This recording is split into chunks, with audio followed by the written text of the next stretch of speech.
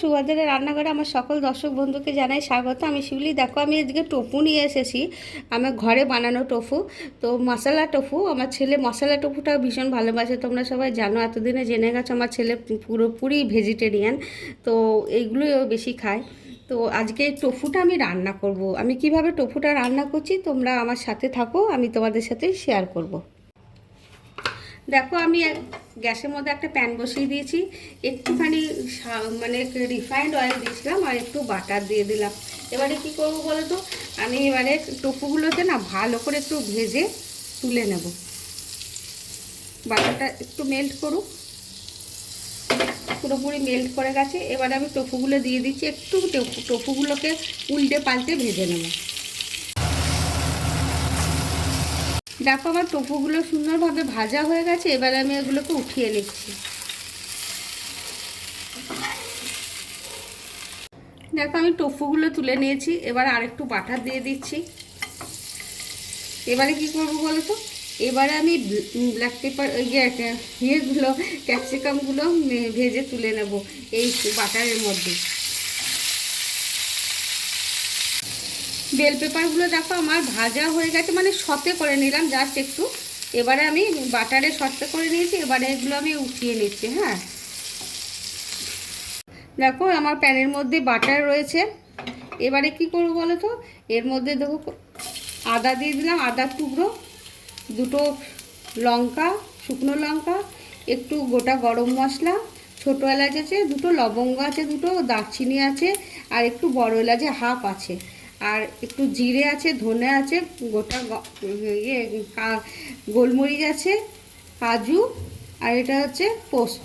এগুলোকে সব আমি একসাথে একটু ভেজে নেব।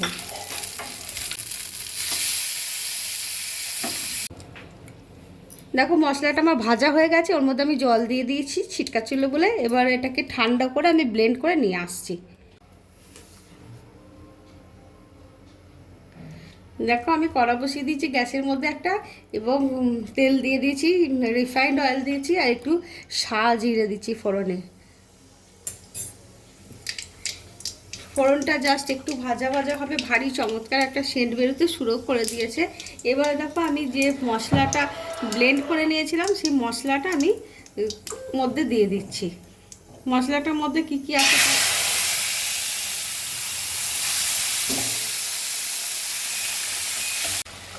দেখো, আমি মশলাটা দিয়ে দিয়েছি। মশলাটা ভালো করে এবার একটু আমি কষিয়ে নেব। তার সাথে একটু লবণ দিয়ে দিচ্ছি, স্বাদ অনুযায়ী লবণটা মশলার মধ্যে আমি দিয়ে দিচ্ছি। দিয়ে আমি মশলাটা কষাবো। আর তারপরে একটুখানি হলুদ দেবো না, হ্যাঁ, তো একটু কাশ্মীরি রেড চিলি পাউডার দেবো, কালারটা যাতে একটু ভালো আসে, যার জন্যে জাস্ট অল্প করে কাশ্মীরি রেড চিলি পাউডার দিয়ে দিলাম।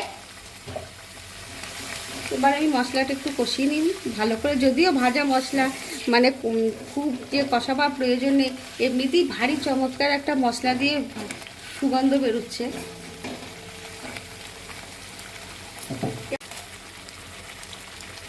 একটু সামান্য কয়েক দানা চিনি দিয়ে দিলাম স্বাদে ব্যালেন্স আনার জন্য। দেখো, মশলাটা কষাতে শুরু করে দিয়েছে ভারী চমৎকারভাবে, চারিধারে তেল ছাড়া শুরু করে দিয়েছে, দেখছো। এবার আমি কি দেবো বলে তো, এবারে আমি একটু মিষ্টি দই দেব। হ্যাঁ, তোমাদের কাছে মিষ্টি দই থাকলে দেবে, না থাকলে টক দই থাকলে টক দই দেবে। কি মিষ্টি দইয়ের টেস্ট আলাদা রকম হবে, টক দইয়ের টেস্ট আলাদা রকম হবে। তো আমি একটু মিষ্টি দইটাকে একটুখানি ভালো করে ফেটিয়ে নিচ্ছি, দিয়ে দিয়ে দিচ্ছি। তেল ছাড়া শুরু করে দিয়েছে, চারিধারে ভারী চমৎকার একটা কালার এসে গেছে। দেখো, এবার আমি দইটা দিয়ে একটুখানি নাড়িয়ে নিচ্ছি। এবার আমি কি করব বলো তো, এবারে আমি এই টোফুগুলো দিয়ে দিচ্ছি। টোফুগুলো দিয়ে একটুখানি কষিয়ে নেব এগুলোর সাথে, মশলার সাথে দইয়ের সাথে একটু কষিয়ে নিই। দেখো, টোফুটা দিয়েও আমার কষানো হয়ে গেছে, ভারী চমৎকার তেল বেরিয়ে গেছে, একদম সুন্দর লাগছে দেখতে, ভারী চমৎকার কালার এসছে, আর ভারী চমৎকার সেন্ট বেরোচ্ছে। তোমরা কিন্তু এইভাবে অবশ্যই বানাবে। আমি এবার একটু জল দিয়ে দিচ্ছি অল্প করে। হ্যাঁ,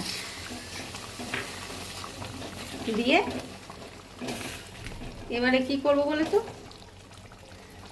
এই যে ওপর থেকে যে আমি বাটারের মধ্যে বেল পেপারগুলো ভেজে রেখেছিলাম, বেল পেপারটা একটু ওপর থেকে দিয়ে দিলাম। ব্যাস, আমার রান্না রেডি। এবারে আমি একটু উপর থেকে আমার হোমমেড যে গরম মশলা গুঁড়ো আছে, হোমমেড গরম মশলাগুলো একটুখানি জাস্ট ছড়িয়ে দেবো, তাহলেই আমার রান্না দেখো রেডি, একদম রেডি।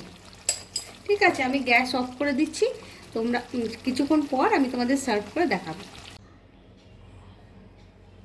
দেখো আমার টোফু রেসিপি একদম রেডি এবং সার্ভ করে দিয়েছি। তোমরা এভাবে অবশ্যই অবশ্যই বানাবে। আমি সম্পূর্ণ নিরামিষভাবে বানিয়েছি। তোমরা চাইলে পেঁয়াজ রসুন অবশ্যই দিতেই পারো, কোনো অসুবিধে নেই, কিন্তু আমি নিরামিষভাবে বানিয়েছি। যাই হোক, তোমরা সবাই ভালো থেকো। আর তোমাদেরকে জানাই সকলকে অসংখ্য ধন্যবাদ। আমার সাথে আমার পাশে থেকো, আমাকে সাপোর্ট করো এবং আমাকে প্রতিনিয়ত সাপোর্ট করার জন্য জানাচ্ছি অসংখ্য অসংখ্য ধন্যবাদ। যাই হোক, তো তোমাদেরকে আমি একটা টোফু দেখাচ্ছি কেমন হয়েছে। মানে অসম্ভব সুন্দর হয়েছে, অসম্ভব সুন্দর হয়েছে, মানে কি বলবো, দেখো একদম নরম সফট তুলোর মতো। যাই হোক, তোমরা এভাবে বানিয়ে খেয়ে জানিও। তাহলে আজকের মতো টাটা।